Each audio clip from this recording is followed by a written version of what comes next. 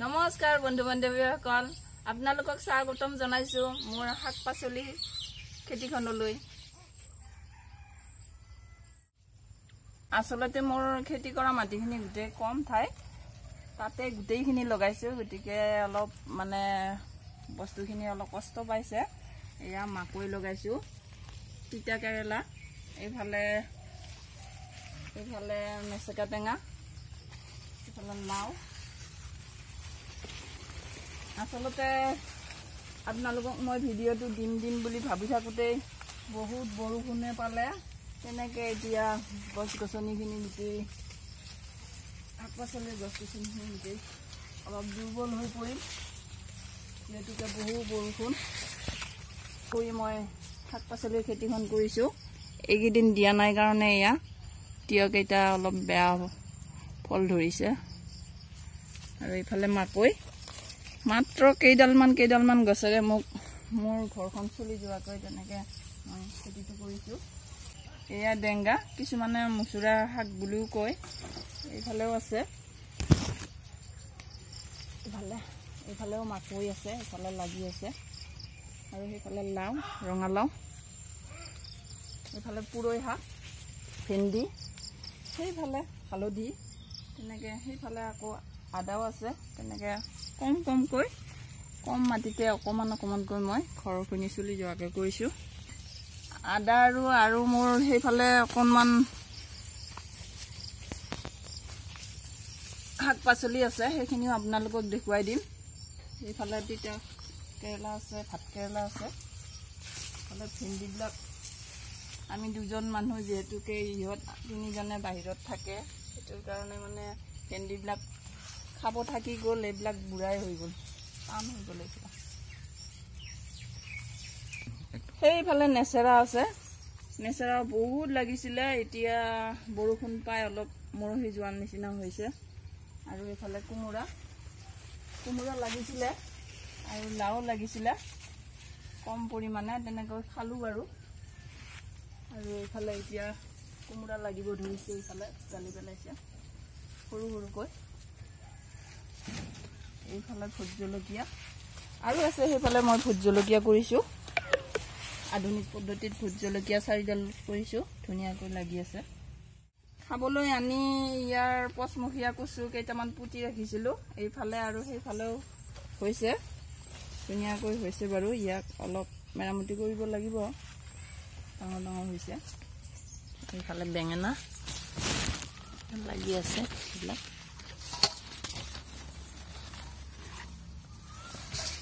খেতিখিনি ইয়াৰ ভিতৰতে আছে, বাহিৰৰ পৰা এনেদৰে মই বেৰ দি থৈছোঁ, যিহেতু মোৰ ছাগলী আছে, ছাগলী সোমাব নোৱাৰাকৈ তেনেকৈ ৰাখিছোঁ।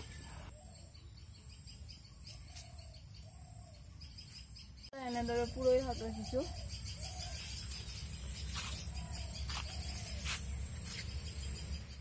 এইখিনি আদা বেছি দিন হোৱা নাই ৰোৱা, যিহেতু পোখা মেলোঁতেহে মই আদাখিনি ৰুই দিছোঁ, আগতীয়াকৈ ৰোৱা নাছিলোঁ। এতিয়া হ'বগৈ এইখিনি আদা।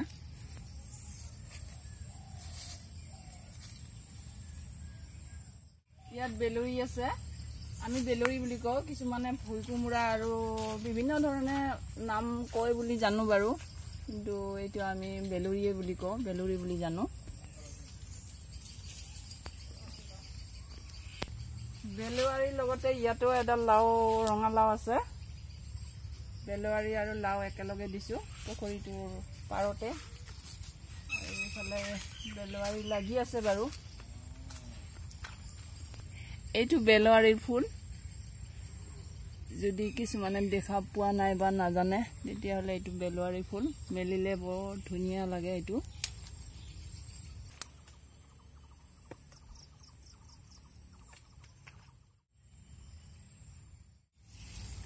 পুখুৰীৰ পৰা উঠাই এইখিনি ওখ কৰি ৰাখিছিলোঁ মাটি, আৰু ইয়াতে ওখ ঠাইত মই এনেদৰে ৰঙালাওৰ গুটি এনেদৰে ৰুই দিছোঁ। 4টা গুটিত বীজত 20 টকা, তেনেকৈ 4ডাল তেনেকৈ হৈছে। ইয়াত 2ডাল আছে, তাত এডাল আছে, আৰু তাৰ সেইফালে এডাল। এই 4ডাল লাও এতিয়ালৈ লগা নাই, কিন্তু এয়া জালি পেলাবলৈ ধৰিছে। ইয়াতো কোনো মই ঔষধ ব্যৱহাৰ কৰা নাই, কেৱল এইদৰে সাৰ্ফ আৰু ডেটুলে ব্যৱহাৰ কৰি ভিডিঅ'ত পোৱাৰ কাৰণে এইদৰে মই ব্যৱহাৰ কৰি আছোঁ, আৰু কোনো পোক পৰুৱাই ডিষ্টাৰ্ব নোহোৱাকৈ আছে বাৰু।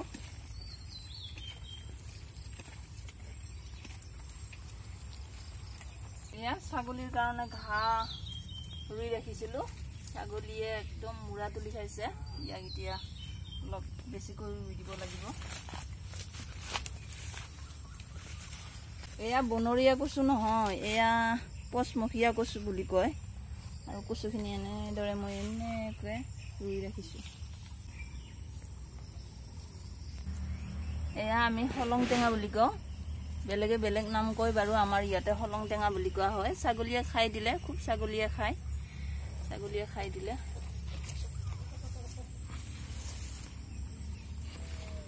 এইফালে লগা অমিতা আৰু এইফালে ফুলা অমিতা।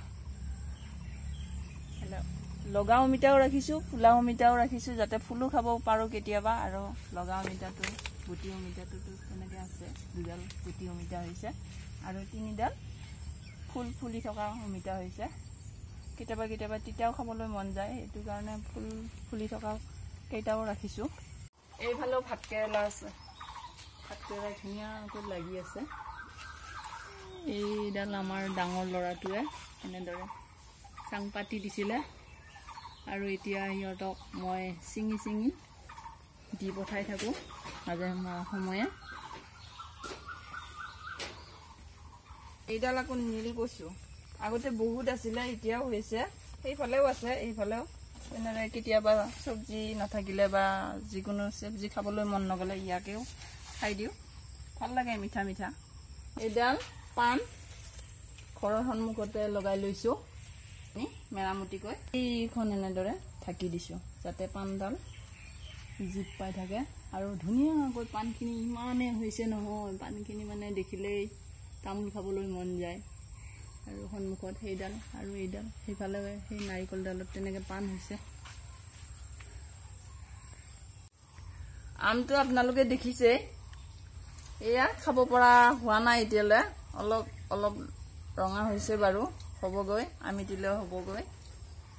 আৰু এই যিডালত পাণ আছে সেইডালতে এনেদৰে আম লাগিছে, আৰু গোটেইখন মই বেৰি দিয়াৰ কাৰণে হয়তো আম খুব সুন্দৰকৈ লাগিছে, গোটেই চাপৰতে লাগিছে, একদম লুমা লুমে লাগি আছে আম।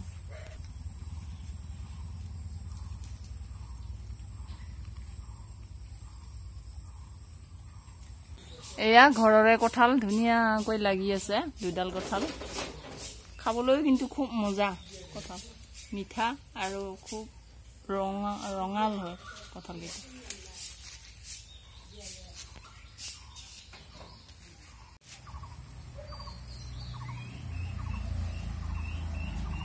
হৰিণী হৰিণী হৰিণী হৰিণী, এইকেইটা মোৰ ছাগলী, এইটো পোৱালি দিছে। ইয়াত জলকীয়া আছে, অলপ আধুনিক পদ্ধতিত ইয়াতে জলকীয়া খেতি কৰিছোঁ মই। গুৰটো পানী পৰিবলৈ দিয়া নাই, আৰু এনেদৰে এইখন অৰ্ডাৰ কৰি আনি যাতে ছাগলী সোমাব নোৱাৰে আৰু বেছিকৈ ৰ'দটো নাপায়, ঠিক তেনেদৰে মই এনেদৰে এতিয়া বেৰি দিছোঁ। ইয়াত কোনো অসুবিধা নাই, ধুনীয়াকৈ জলকীয়া ফুলিছে, এতিয়া লাগিব আছে 2-এটা লাগিবগৈ। ধুনীয়া চেহেৰাটো খুব ধুনীয়া হৈছে। ইয়াতেও মই এনেদৰে স্প্ৰে কৰি আছোঁ চাৰ্ফ আৰু ডেটল। মোৰ খেতিখনত আপোনালোকে লমালুমে ফুল ধৰা নেদেখিলে, ধৰিছিলে সেইখিনি সময়ত মই যিহেতুকে বহু বৰষুণ, সেইটো কাৰণে মই ভিডিঅ'টো বনাব নোৱাৰিলোঁ, আৰু তাৰ আগতেও মই যথেষ্টখিনি ব্যস্ত আছিলোঁ। গতিকে আপোনালোকক তথাপিতো দেখুৱাম বুলি ভাবি খেতিখন দেখুৱালোঁ।